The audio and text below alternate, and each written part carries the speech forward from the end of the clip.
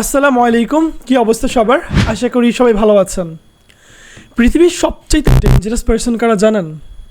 সেই মানুষগুলা যেই মানুষগুলা তাদের ক্যারিয়ারে তাদের নিজের প্যাশনকে ফলো করে এবং তারা জানে যে তাদের স্বপ্নটা কী, ওইটা ফিল আপ করার জন্য কনসিস্টেন্টলি কাজ করে যায়। তবে হঠাৎ করে যদি তাদের লাইফের মধ্যে ডাউনফল আসে, তারা যদি বিভিন্ন সমস্যার সম্মুখীন হয়, হতে পারে যে বিশ্বাসঘাতকতা, অথবা হতে পারে ক্রিটিসিজম, অথবা হতে পারে ওই কাজের উপরে কোনো ধরনের প্রেশার, যে কোনো প্রবলেমই হোক না কেন এবং সেটা সর্বোচ্চ পর্যায়ের প্রবলেম হয়েছে, ডাউনফল যাচ্ছে, ওই মুহূর্তেও তারা তাদের কনসিস্টেন্সির উপরে একটুও ব্রেক আনে না, তারা তাদের কাজের মধ্যে একটুও ব্রেক দেয় না, বরং আরও বেশি তীব্র গতি বাড়ায় দেয়।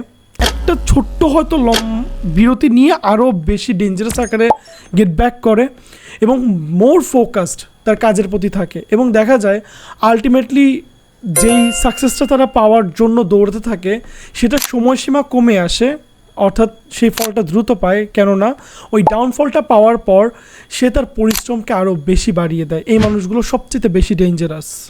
So always remember, if you are going with a downfall, it really doesn't matter.